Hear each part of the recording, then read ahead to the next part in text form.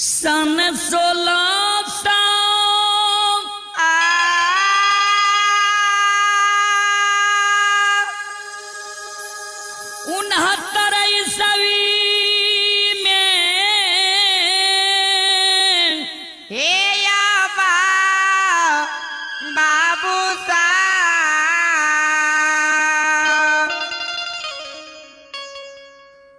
औरंगजेब बादशाह ये भारतवर्ष में उत्पाद मचा दिल के।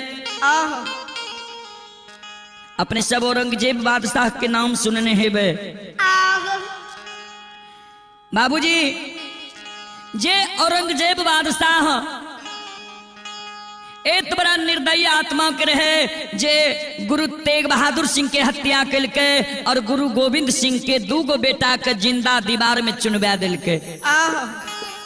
इतनी गुण है और कियो जे पिता के पूज्यवर मानल जाइए।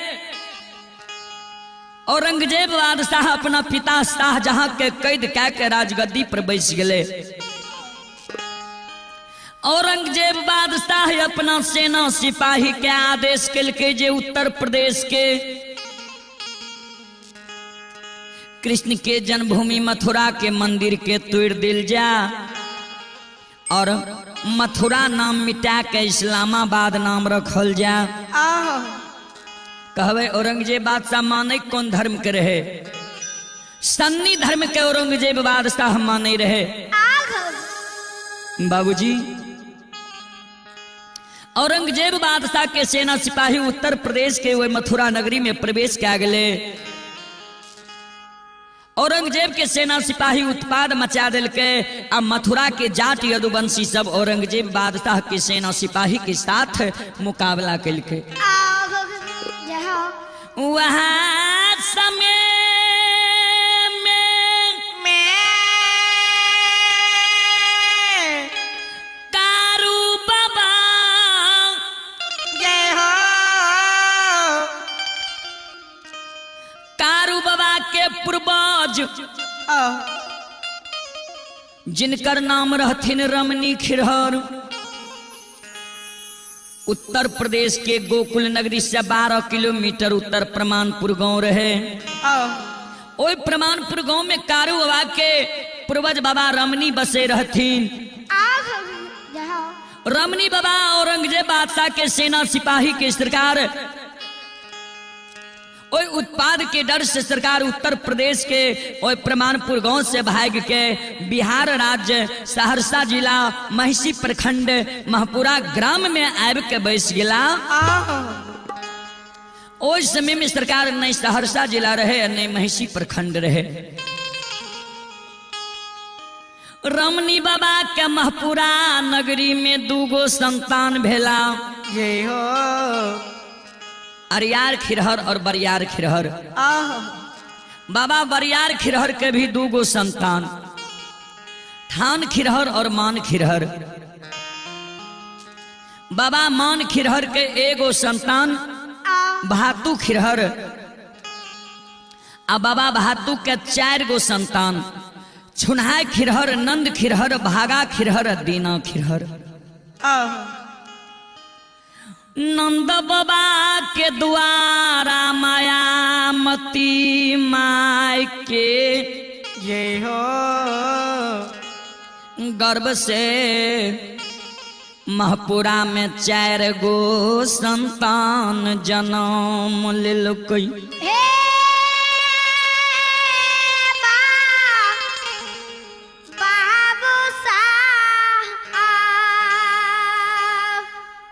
नंद बाबा के द्वारा मायामती माय के गर्भ से 4 गो संतान महपुरा नगरी में जन्म लेल के। जय में सबसे बड़ा रहे बाबा महीनाथ जे काशी में पैर के सरकार आचार्य बन गए। नगर समाज में महीनाथ बाबा के लोग पंडित की उपाधि दिलखिन।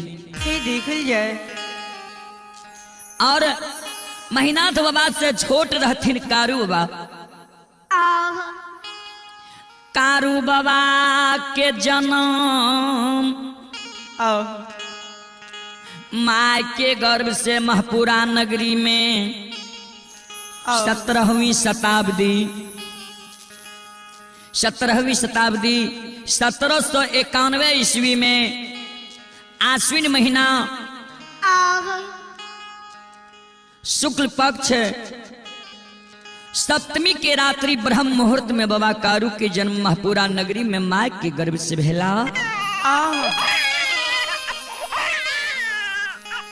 कारू बाबा से छोट बाबा साहबी जी बिना शादी शुदा के मर गया। आ सबसे छोट बाबा लक्षण जहिना त्रेता में मर्यादा पुरुषोत्तम श्री रामचंद्र जी के साथ लक्ष्मण जी रहे रहथिन, वह समान कालो काल कलयुग में संत बाबा कारू के साथ बाबा लक्षण रहे रहथिन। बोलो बोलो संत बाबा कारू खिरारी की।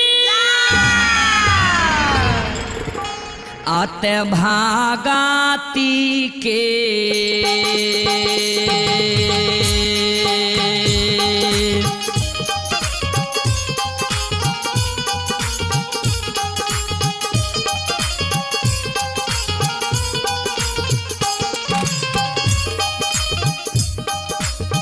यो समाज बाबा भागती के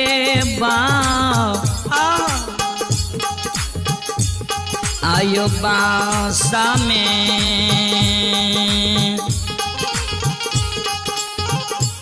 हे यो बसै छै यो बाबू साहब हे यो बसै छै स्वर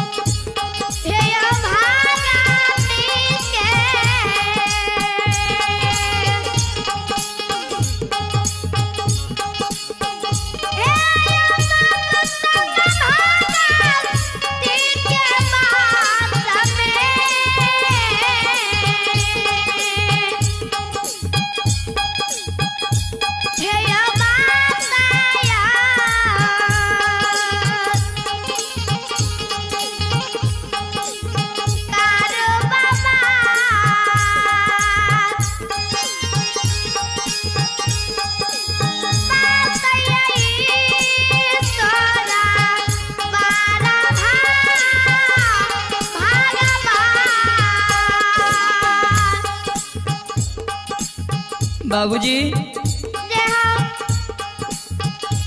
माँ का हिलसा सख्त करा के माँ कमला अधरी जंगल के बाद धरे छे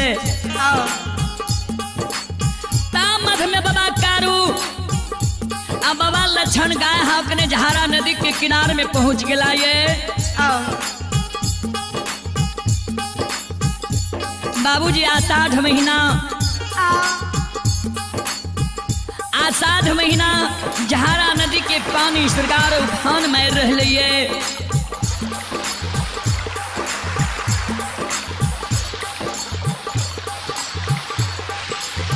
श्रोता भगवान जहारा नदी में पानी उफान मार रही है। बाबू भैया माँ बहन सब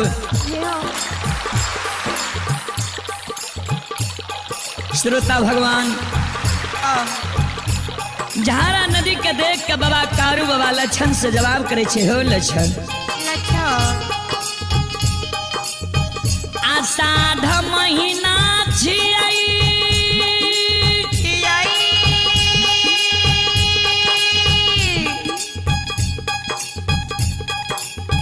अंधेरी रात छियै लक्षण हो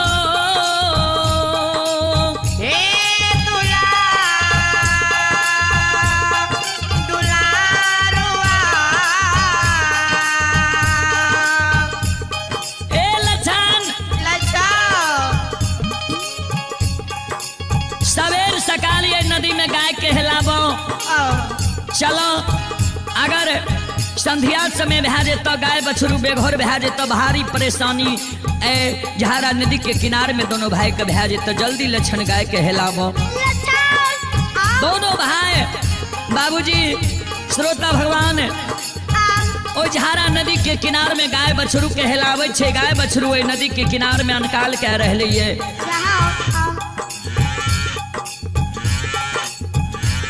बाबू भैया सब नदी में गाय प्रवेश करे छे बछरू प्रवेश करे छे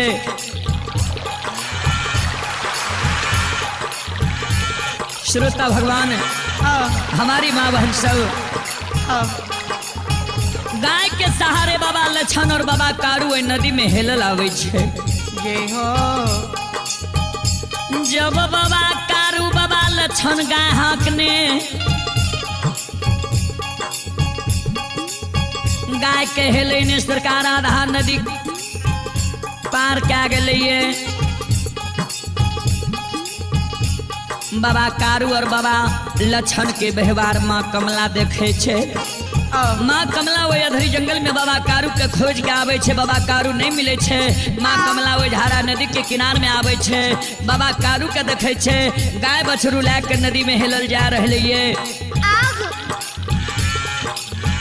गाय सेलार मारे छे बछरू सेलार मारे छे श्रोता बाबू माँ बहन सब माँ कमला बाबा कारू और बाबा लछन के देख के वो झारा नदी के किनारे में श्रोता भगवान हमारी माँ बहन सब आये माया ये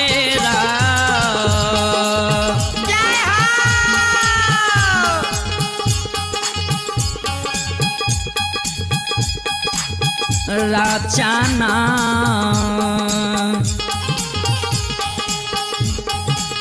हे कमलेश्वरी माया के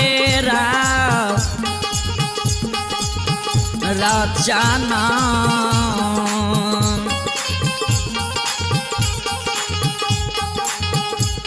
आहे राचै छैये कमला आहे राचै छै झारा नदी के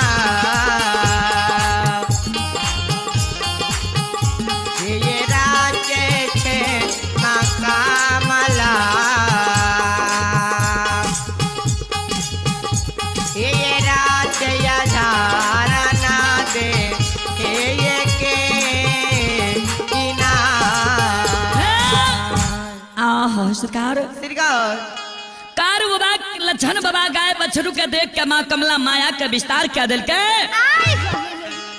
ओए मांझे नदी में माँ कमला आंधी तूफान वर्षा तरका के सृष्टि करिए आंधी माँ उठा दिल कई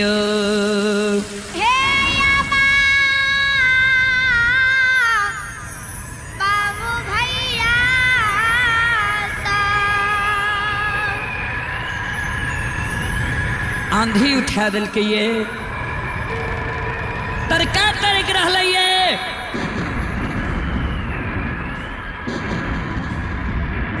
वर्षा बरस रह लिए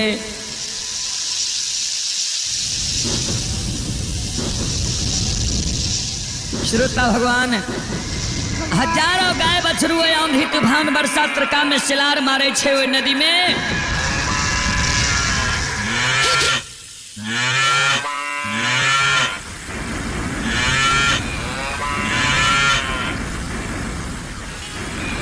श्रोता भगवान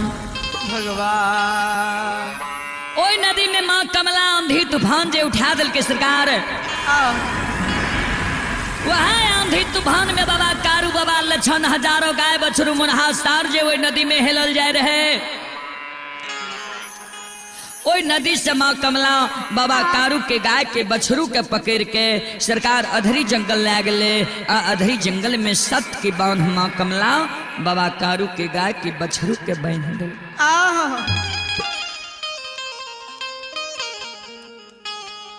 श्रोता बाबू कौन ना बाबा कारू और बाबा लछन हजारों गाय मुनहा सार ओई नदी में सरकार उजहारा नदी पूरा बगल पार हुई छे। बाबा कारू कहल के हो लछन आ भारी दुर्घटना से दोनों भाई बच गलिए। गाय बछरू बच गए मुनहा सार बच गए। एक बेर देखो सब गाय बछरू एलक कि नहीं एलक। बाबा लछन गाय के देखे छे आ मुनहा सार के देखे छे। बछरू के उजहारा नदी के किनार में नहीं देखे छे। जय हो बाबा लछन कल के भैया गाय सब चल ले बछरू चल मुनहा सार चल ले लेकिन बछरू नहीं एल ये भैया। बाबा कारू कल के लछन अन्याय भे गेलो। लागे छ लछन बछरू घूर के अधरी जंगल तन नहीं चल गला। ए सुगा एक काम तू करो, तू गाय लग रहा हम जाए छियो अधरी जंगल से तुरंत गाय के बछरू के लेके आवे छियो। लछन बाबा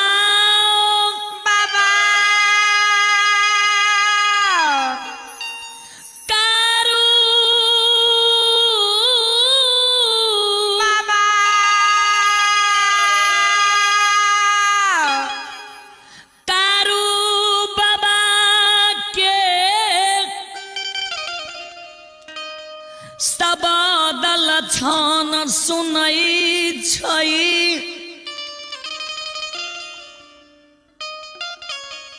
लछन बाबा के पूर्व समय के याद आवे छई।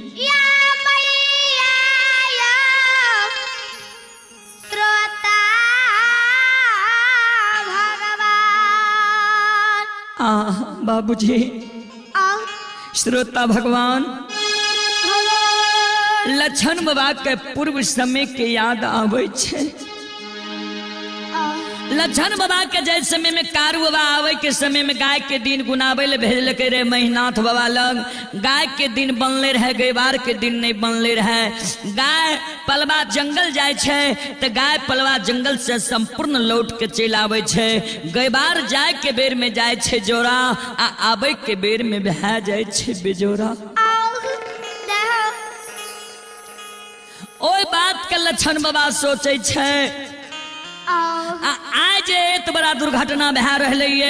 एक बेर अधरी जंगल में हजारों बाघ बाघिन से बच गए आ दोसर बेरे नदी में आंधी तूफान बरसात तरका से बच गए। लछन बाबा के आंख से आंसू झारा नदी के किनार में गिरे लागले। भैया एक सहोदरा अधरी नहीं जा अधरी के नाम भुला जइयो।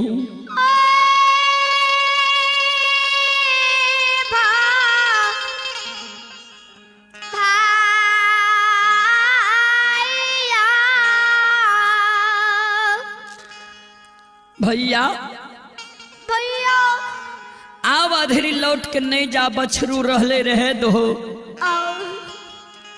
दोनों भाई के जो जिंदगी है दुनिया में बचते तो वहन वहन बछरू अनेक हेते। आहो आए भैया धरी जंगल में काल बास लाल कहिए। आहो एक बेर भैया हजारों बाघ बाघिन से बच गेल हन। हजारों बाघ बाघिन वे अधरी जंगल में घेरने रहे भैया। आ दोसर बेर भैया तू ए नदी में आंधी तूफान बरसात तरका से बच गेल हो। आहो नहीं जा भैया आबा धरी। भैया लछन बाबा के शब्द सुन के कारू बाबा कल के लछन तोरा ज्ञान नहीं भेल ये। लच्छा। हे हो लछन आहो बछरू के बिना गाय जब ला जेबे महपुरा, जे गाय आगा जेते उ गाय मन में सोचते हमर बछरू पाछा ये। आ जे गाय पाछा जेते उ गाय मन में सोचते हमर बछरू आगा ये। गाय के जो लाठा बथान पर घेर मेर देवे, आहो गाय बछरू के नहीं देखते, बछरू के कारण गाय वो लाठा बथान पर सिलार मारते।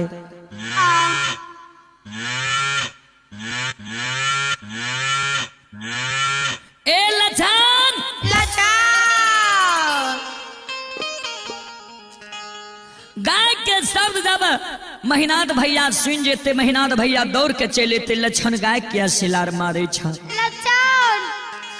अगर भैया के कह देवे भैया गाय के बछरू अधरिए जंगल में रह गले, भैया बोले ले देते। भैया कहते केहन तू गाय के गेबार छ, गाय कते रहे छ, बछरू कते तू कते रहे छ। आहो हो तपरा परात नगर समाज के पूरे लोग जैन जते जे कारू के गाय, गाय के बछरू अधरी जंगल में रह गेले। आहो हे हो लछन, लच्छा। हे हो सुगा, हे हो दुलरुआ, लोग बोले ले देते महपुरा नगरी में। आरे हैं सिए रे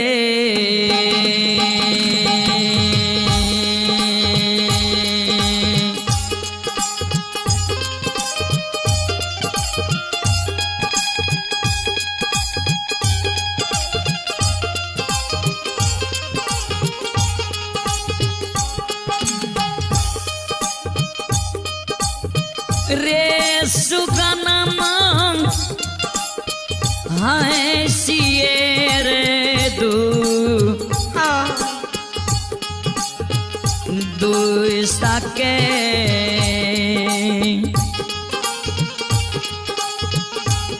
हेरे मारतई रे लरी लबा हेरे नगर के सारा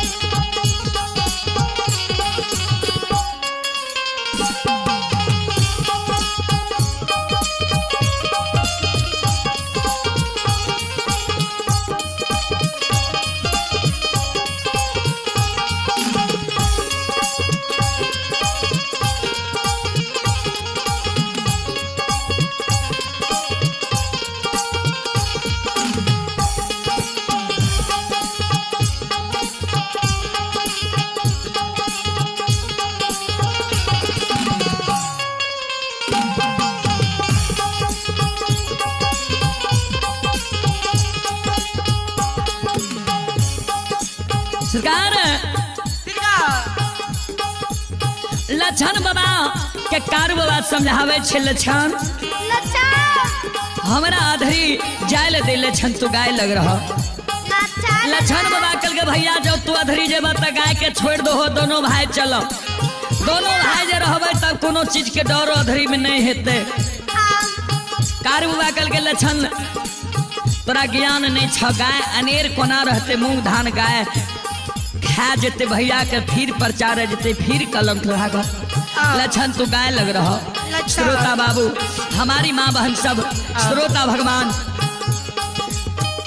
नहीं लक्षण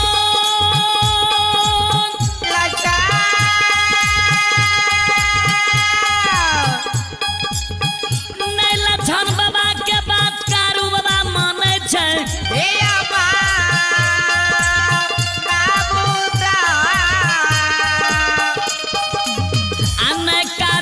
के बात लक्षण बाबा मान रहे श्रोता बाबू हमारी माँ बहन सब लक्षण के लाख लाख कारू बाबा समझावे छे लक्षण जाय ले दा जब लक्षण बाबा चले छे कारू बाबा जब चले छे तो लक्षण बाबा भर पांच के कारू बाबा के पकड़ ले छे भैया नहीं जाय ले देबो भैया माय के दूध छोड़ लिए अब माय के गोदी से तू छीन के ले लो गाय के दूध पिला के हमरा पोस पाल के तू ढेरुआ बना दिल हो आज तू अधरी हमरा बात काट के जाए छो हमरा छोड़ के जाए छो भैया बिना दोष जो तोरा कुछ बहा जेतो हो सहोदरा हो दादा भाई तोरा गोद में जे हम रहलियो तू जे गोद में ला के हमरा गाय के दूध पिले लो कहिए ने हम जान लिए जे माय के लार प्यार बाबू के लार प्यार हमरा नहीं मिले आज तू जाए छ दिना दोस्त भैया कुछ बहा जेतो आके कारा हो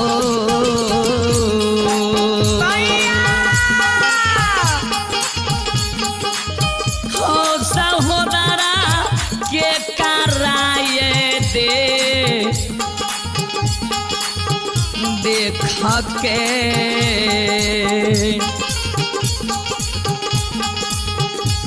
हे हो रहो वही हो सहोदरा